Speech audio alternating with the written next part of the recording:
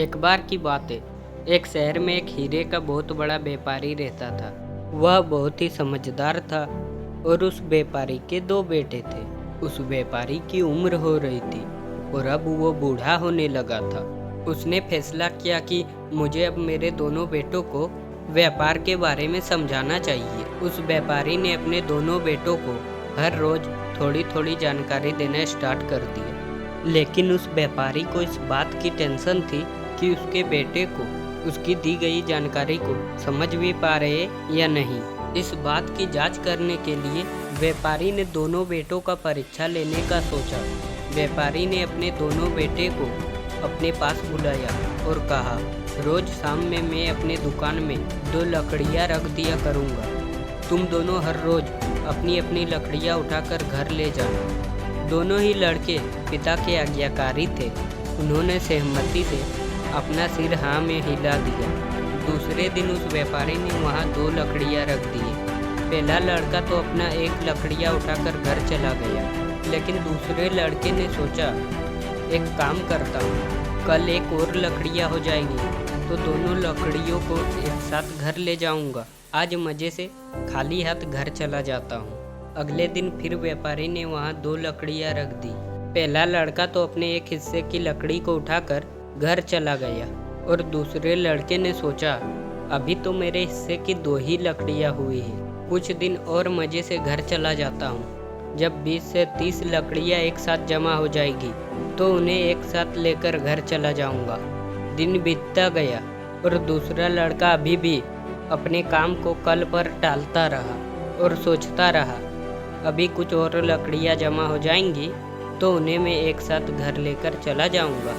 4-5 महीनों के बाद व्यापारी ने अपने दोनों बेटों से कहा, अब लकड़ियाँ रखते हुए मुझे काफ़ी दिन हो गया। कल शाम को मैं घर पर देखूंगा कि तुम सारे लकड़ियाँ लेकर घर आते हो या नहीं। जिसने सभी लकड़ियों को एक साथ जमा करके रख दिया होगा, मैं उसे अपने दुकान का मालिक बना दूंगा। दूसरे दिन पहला लड़का बहुत खुश था क्योंकि उसने सारे लकड़ियों को ले जाकर घर पर रख दिए थे। लेकिन दूसरा लड़का अब बेचैन हो गया क्योंकि जब वो लकड़ियाँ लाने वहाँ गया तो उसने देखा वहाँ लकड़ियों का ढेर पड़ा हुआ था। अब वह उस बात से परेशान था कि अब वह उस लकड़ियों को घर कैसे लेके जाए। थोड़ी देर बाद उसने जैसे तैसे सारी लकड़ियों का गट्ठा बनाया और उसे सिर पर उठाकर दुकान से बाहर निकला। वह मुश्किल से कुछ ही कदम चला ही था तो लकड़ियों का बोझ को सहन न करने के कारण वो गिर गया और जख्मी हो गया। व्यापारी ये सब देख रहा था और दूसरे लड़के के पास आकर बोला, मूर्ख, तुझे इतना सा काम दिया था फिर भी तू उसे नहीं कर पाया। अगर तू रोज एक एक लकड़ी उठाकर घर ले जाता तो आज तुम्हें ये दिन देखने नहीं होते।